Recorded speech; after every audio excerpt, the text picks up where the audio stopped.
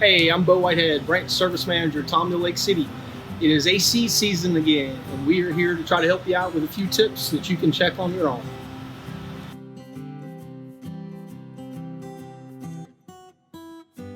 So we're going to start with the AC condenser. For illustration purposes, the hood is not on this particular unit, so it makes it much easier to look at and see.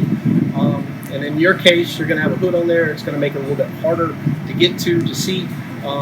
You can do it. You're just going to have to climb up and climb over to get to it. What you're going to be looking for is dings, bugs, straw, hay, dirt, anything you can get in there and obstruct the flow of air through there, because that's going to affect the AC itself. So basically what you can do is, if you can use air, water, whatever, you can blow it through there. It actually can take care of several issues at one time, which is clean out the charge air cooler as well and the radiator. So it'll take care of everything at once, and that may solve your problem right away.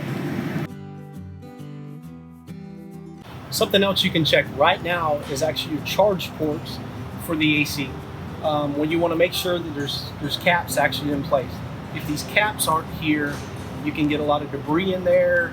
It can cause issue of contaminate the system, and also these caps seal that charge port completely, which allows no refrigerant that it can escape. So you want to make sure that these port caps are in place, and that would be something that would help you right away. So another thing we can check, which is pretty easy, are the actual AC lines themselves. You're going to want to make sure that there's no obstruction, nothing that they're touching each other, nothing that they're able to rub against, because what that does is anytime that they're actually moving together or touching anything, the abrasion can actually cause it to rupture, and it can happen pretty fast when you don't expect it. So you want to make sure that everything's tight, make sure there's no leaks, just check everything, make sure, like I said, these can actually be moved during a repair that you didn't even know somebody's moved them to move to get to something else. And when they put them back together, they may have actually adjusted them where they're actually not supposed to be in that actual area or anything else. So that would be something that you can check right now as well. Another thing you can check is your fan hub. It's going to be a little bit difficult to get to, but you really want to listen more than anything, because you're going to hear some air leaks if it's starting to fail. So what you're going to do, get in there as best you can, look for air leaks, listen for air leaks, look for anything maybe possibly broken, loose, anything that looks like maybe a wobble. And while you're in there, check the fan blade itself.